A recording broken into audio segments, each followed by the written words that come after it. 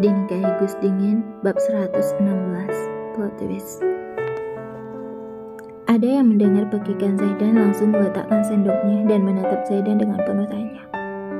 Ada apa? Ada yang salah? Tanya Aska mengerutkan dahinya. Kamu tidak bosan menistakan kantor saya? Apa maksud dari nama-nama di rekaman CCTV ini? Tanya Zaidan menunjukkan iPad Aska padanya.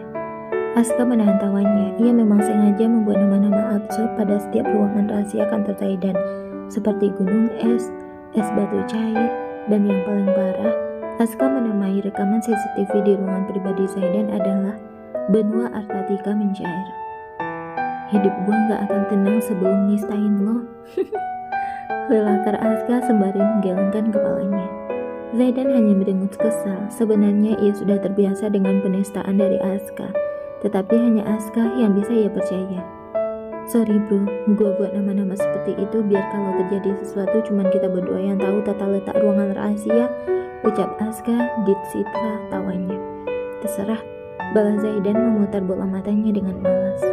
Aska menyudahi tawanya dan menatap Zaidan dengan tatapan serius.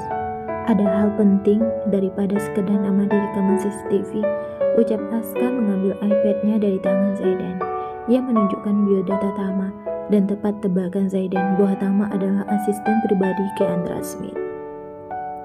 Tatapan Zaidan menatap tajam iPad Aska, kemudian ia menyeringai.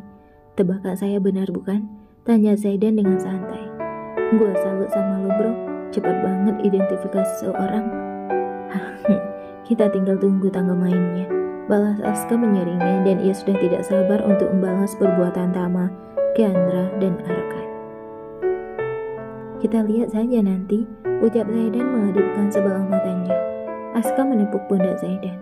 Jujur, gua hampir terkecoh karena sifat Tama yang sopan, ternyata musuh dalam selimut.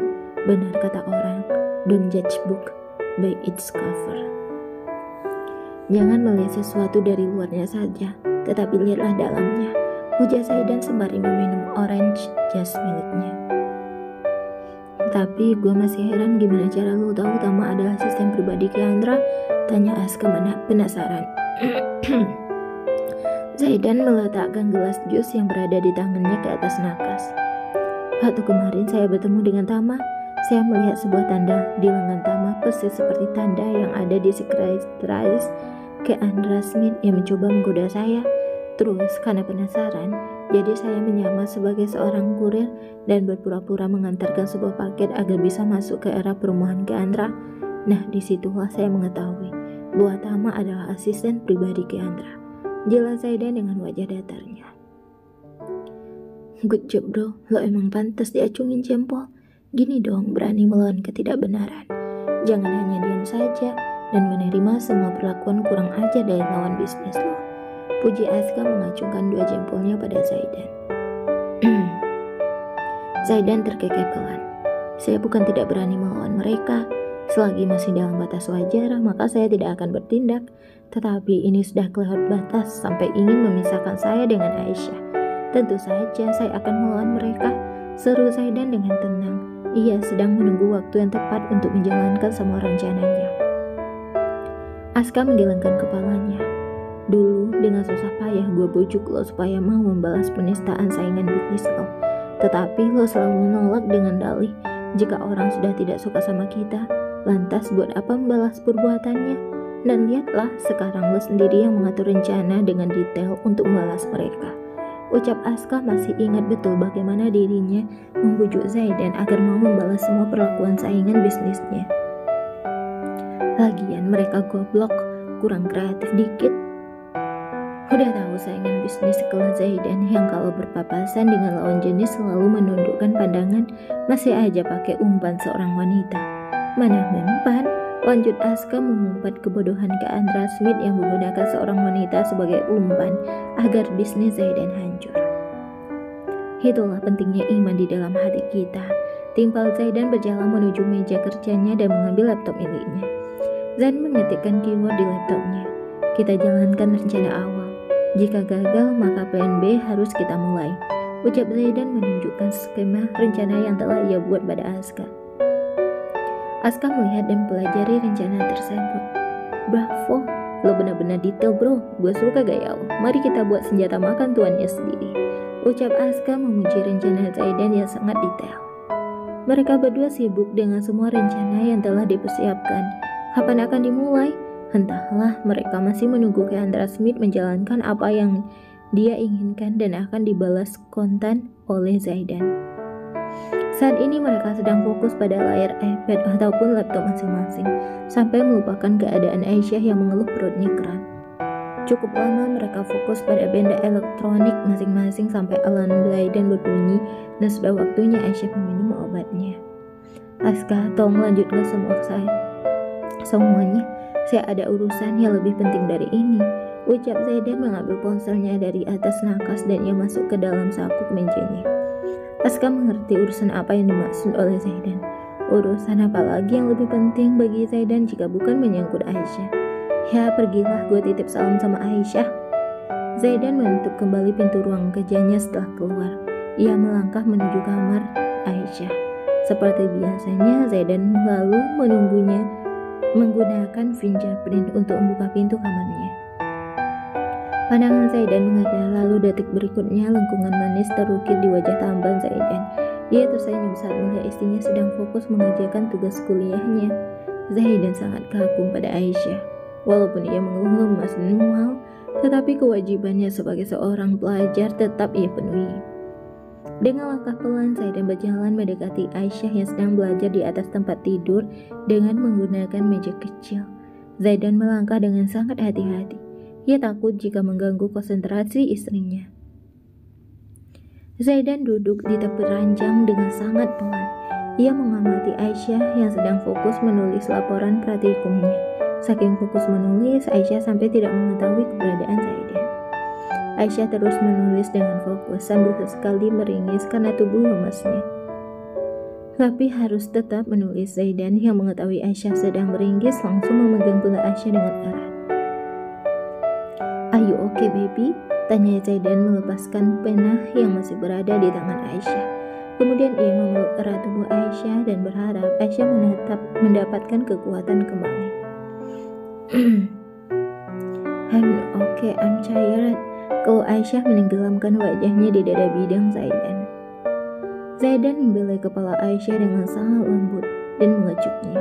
"Bersabarlah sedikit demi sedikit, anak kita sayang. Bersabarlah sedikit demi anak kita sayang. Kamu wanita hebat yang pernah Mas temui dan Mas yakin kita bisa lalui ini bersama," ucap Zaidan menyemangati Aisyah. Aisyah mengangguk kecil. "Aku akan bertahan demi Mas dan mereka," gumam Aisyah pelan. "Sekarang minum obat dulu ya," pinta Zaidan dan dibalas sanggukan pelan Aisyah. Zaidan mengambil segelas air putih yang selalu tersedia di atas nakas dan obatnya sudah digerus sebelumnya. Aisyah memang tidak bisa langsung minum tablet ataupun kapsul tanpa digerus terlebih dahulu. "Pahit." Lirih Aisyah meneteskan air matanya. Ia selalu menangis saat meminum obat. Tangan Zaidan bergerak menghapus air mata Aisyah. Ia meminta Aisyah untuk beristirahat sebentar sebelum masuk waktu zuhur. "Tidurlah sayang, biar Mas yang kerjain laprak kamu," ucap Zaidan membantu Aisyah berbaring. "Mas yakin bisa ngerjain laporan praktikum aku? Kan kita beda jurusan, aku gak apa-apa kok Mas," seru Aisyah meyakinkan Zaidan bahwa dirinya baik-baik saja. Zaidan tersenyum lembut ke arah Aisyah. "Kamu meragukan kemampuan Mas?" tanya Zaidan. "Bukan gitu Mas, aku takut ngerepotin Mas aja," jawab Aisyah sendu. Saat ini matanya sudah mulai sayup-sayup karena efek obat yang ia minum. "Kamu sama sekali gak ngerepotin Mas. Udah, sekarang istirahatlah, biar Mas yang selesaikan tugas kamu. Lagian sore ini kita akan berangkat ke Bogor," ucap Zaidan mengelus pipi Aisyah. Kemudian ia membiarkan Aisyah tertidur.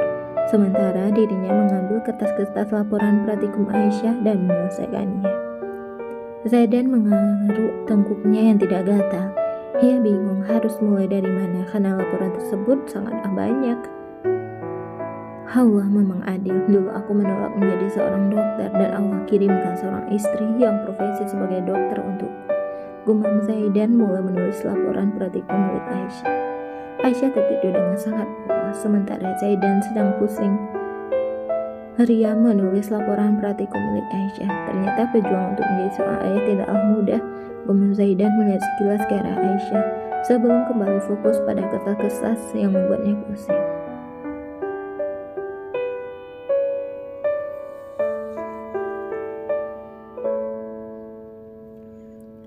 Bab 117.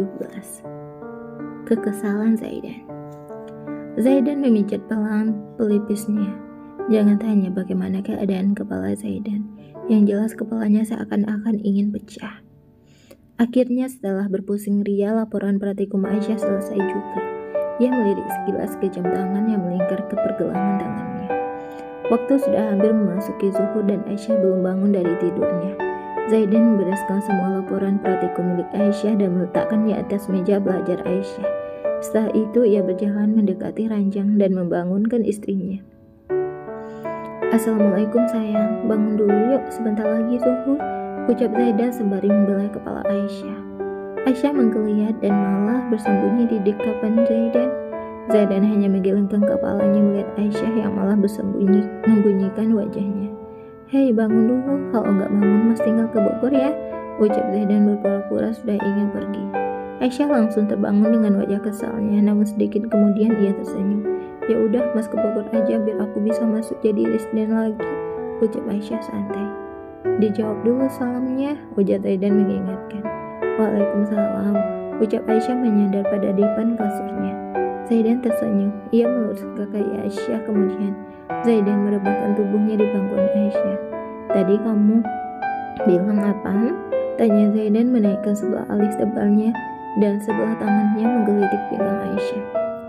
Aisyah tertawa terbahak-bahak. Oke, udah cukup mas, aku cuma bercanda. Kelakar Aisyah yang tidak sanggup menerima rasa geli yang menjalar di pinggangnya. Zaidan menghentikan aktivitasnya dan menggelamkan wajahnya di perut Aisyah. Tugas aku udah selesai mas, tanya Aisyah membelai lembut kepala Zaidan. Udah sayang, jawab Zaidan semakin menenggelamkan wajahnya di perut Aisyah. Nyaman, itulah kata yang cocok untuk menggambarkan perasaannya saat ini. Tangan Aisyah dengan lembut mengusap kepala Zaidan dan memijatnya dengan pelan. Ia tahu kalau Zaidan sedang pusing karena habis mengerjakan laporan praktikum miliknya. Kamu tahu aja mas lagi pusing, celetuk Zaidan menikmati setiap sentuhan lembut Aisyah. Taulah mas kan habis ngerjain laporan praktikum aku, ucap Aisyah sekali menghirup aroma rambut Zaidan. Sulit kan mas, aku aja pusing ngerjain laporan itu, celetuk Aisyah menenggelamkan wajahnya sejenak di dada Zaidan. Posisi mereka sangat rawan, apalagi dengan kondisi Aisyah yang tengah hamil muda. Bagaimana tidak? Zaidan berada di pangkuannya dan Aisyah menenggelamkan wajahnya di dada Zaidan. Nggak sulit kok, cuma susah karena nggak tahu konsepnya, ucap Zaidan disertai kekehan bawah. Aisyah mengangkat kepalanya dan mendesis kesal. Iya sama aja mas, desis Aisyah mencubit kecil lengan Zaidan. Zaidan hanya terkekeh. Ia sama sekali tidak marah karena istrinya Aisyah sering mencubit kecil lengannya. Justru ia merasa gemas kepada Aisyah. Tangan Zaidan bergerak perlahan mengelus perut datar Aisyah. Assalamualaikum kesayangan apa? Kaifahaluk? Tanya Zaidan mengejuk singkat perut Aisyah. Waalaikumsalam apa? Alhamdulillah bikhair, jawab Aisyah tersenyum dengan sangat manis. Zaidan bangkit dari tidurnya dan menatap wajah Aisyah yang sangat imut. Kamu kok tahu jawabannya sayang? Tanya Zaidan penasaran. Tahu dong mas, kan belajar. Jawab Aisyah dengan menyengir kuda. Zaidan menganggukkan kepalanya. Ternyata benar kata Abi, kalau hobi kamu itu belajar, ucap Zaidan mengelus pipi Aisyah. Enggak hobi juga, cuma aku suka aja belajar. Lagian ilmu pengetahuan itu sangat penting untuk kehidupan kita, jadi aku pelajari semua yang aku lihat. Halibi Aisyah padahal nyatanya hobi Aisyah adalah belajar. Dulu, kata Abi kamu jarang liburan ya? Tanya Zaidan yang masih penasaran dengan kehidupan Aisyah kecil. Aisyah tertawa kecil.